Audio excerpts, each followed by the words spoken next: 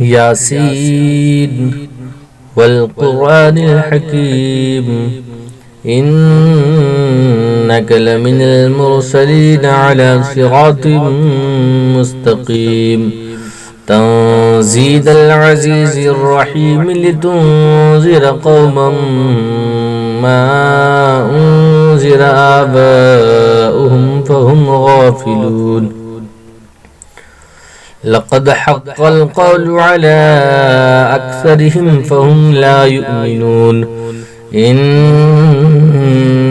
جعلنا في أعناقهم أغلالا فهي إلى الأذقان فهم مقمعون وجعلنا من بين أيديهم سدا ومن خلفهم شدا فأغشيناهم فهم لا يبصرون وسواء عليهم أنذرتهم أم لم تنذرهم لا يؤمنون إنما تنذر من اتبع الذكر وخشي الرحمن بالغيب فبشره بمغفرة وأجر كريم إنا نحن نحيي الموتى ونكتب ما قدموا وآثارهم وكل شيء أحصيناه في إمام مبين واضرب لهم مثلا أصحاب القرية إذ جاءها المرسلون إذا أرسلنا إليهم اثنين فكذبوهما فعززنا بثالث فقالوا إنا إليكم مرسلون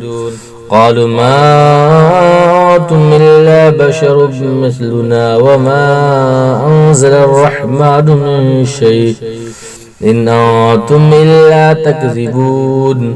قالوا ربنا يعلم إنا إليكم لمرسلون وما علينا إلا البلاغ المبين قالوا إنا تطيرنا بكم لئن لم تنتهوا لنرجمنكم وليمسنكم منا عذاب أليم قالوا طائركم معكم إن ذكرتم بل أنتم قوم مسرفون وجاء من أقصى المدينة رجل يسعى قال يا قوم اتبعوا المرسلين اتبعوا من لا يسألكم أجرا وهم مهتدون وما لي لا أعبد الذي فطرني وإليه ترجعون أتخذ من دونه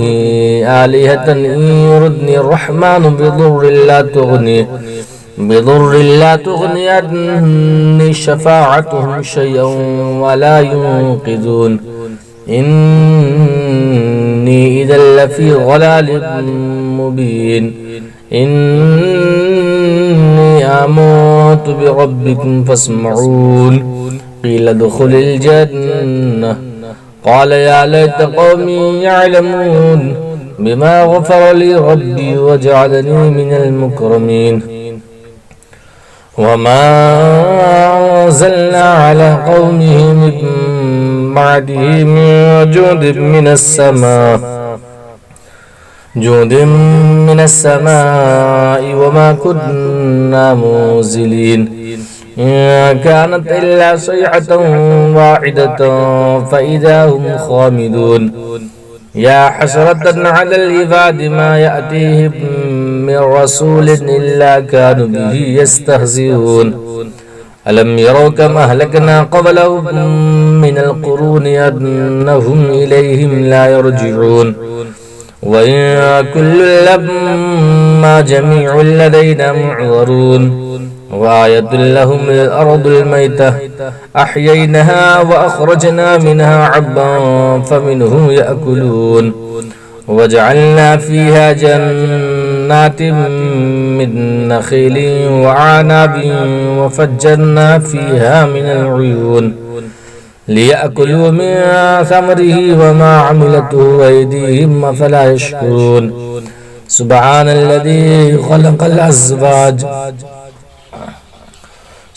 الذي خلق الأزواج كلها مما تنبت الأرض ومن أنفسهم ومما لا يعلمون وآية لهم الليل نسلخ منه النهار فإذا هم مظلمون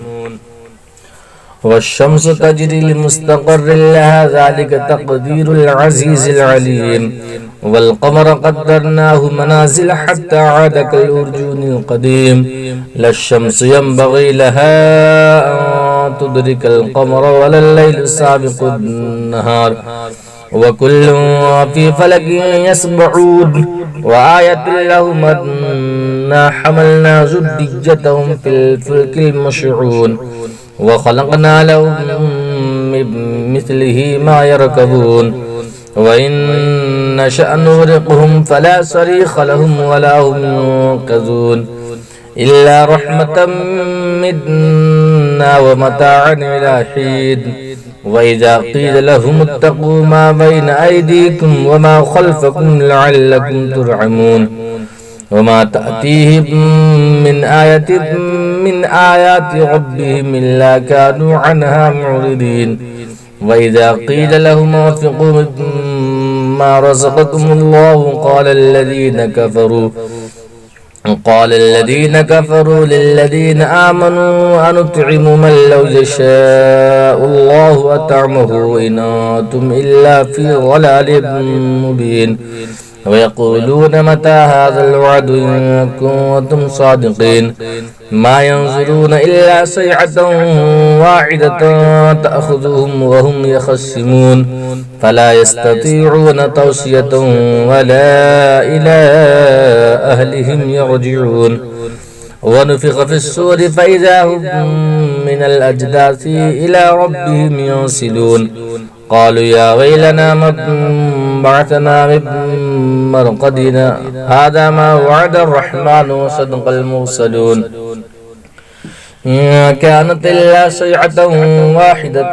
فإذا هم جميع لدينا محضرون فاليوم لا تظلم نفس شيئا ولا تجزون إلا ما كنتم تعملون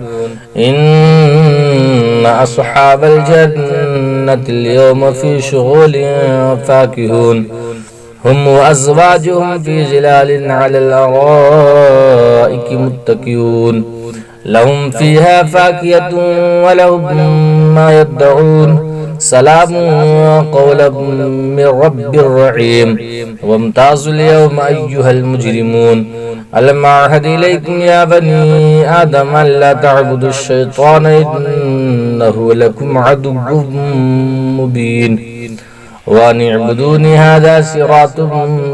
مستقيم ولقد أضل منكم جبلا كثيرا أفلم تكونوا تعقلون هذه جهنم التي كنتم توعدون اصلوها اليوم بما كنتم تكفرون اليوم نختم على أفواههم وتكلمنا أيديهم وتشهد أرجلهم بما كانوا يكسبون ولو نشاء لطمسنا على أعينهم فاستبقوا الصراط فأنى يبصرون ولو نشاء لمسخناهم على مكانتهم فما استطاعوا مضيا ولا يرجعون ومن نعمره ننكسه في الخلق أفلا يعقلون وما علمناه الشعر وما ينبغي له إن هو إلا ذكر وقرآن مبين لينذر ما كان حيا ويحق القول على الكافرين أولم يروا أنا خلقنا لهم مما عملت أيدينا أنعاما فهم لها مالكون وَظَلَّلْنَاهَا لَهُمْ فَمِنْهَا رَكُوبُهُمْ وَمِنْهَا يَأْكُلُونَ وَلَهُمْ فِيهَا مَنَافِعُ وَمَشَارِبُ أَفَلَا يَشْكُرُونَ وَاتَّخَذُوا مِن دُونِ اللَّهِ آلِهَةً لَعَلَّهُمْ يُنصَرُونَ لَا يَسْتَطِيعُونَ نَصْرَهُمْ وَهُمْ لَهُمْ جُندٌ مُّحْضَرُونَ فَلَا يَحْزُنكَ قَوْلُهُمْ إِنَّا نَعْلَمُ مَا يُسِرُّونَ وَمَا يُعْلِنُونَ أَوَلَمْ يَرَ الْإِنسَانُ أَنَّا خَلَقْنَاهُ مِن نُّطْفَةٍ فَإِذَا هُوَ خَصِيمٌ مُّبِينٌ وَضَرَبَ لَنَا مَثَلًا وَنَسِيَ خَلْقَهُ قَالَ مَن يُحْيِي الْعِظَامَ وَهِيَ رَمِيمٌ قُلْ يُحْيِي الَّذِي أَنشَأَهَا أَوَّلَ مَرَّةٍ وَهُوَ بِكُلِّ خَلْقٍ عَلِيمٌ الَّذِي جَعَلَ لَكُم مِّنَ الشَّجَرِ الْأَخْضَرِ نَارًا فَإِذَا أَنتُم مِّنْهُ تُوقِدُونَ أَفَلَيْسَ الَّذِي خَلَقَ السَّمَاوَاتِ وَالْأَرْضَ بِقَادِرٍ عَلَىٰ أَن يَخْلُقَ مِثْلَهُم بَلَىٰ وَهُوَ الْخَلَّاقُ الْعَلِيمُ إِنَّمَا أَمْرُهُ إِذَا أَرَادَ شَيْئًا أَن يَقُولَ لَهُ كُن فَيَكُونُ فَسُبْحَانَ الَّذِي بِيَدِهِ مَلَكُوتُ كُلِّ شَيْءٍ وَإِلَيْهِ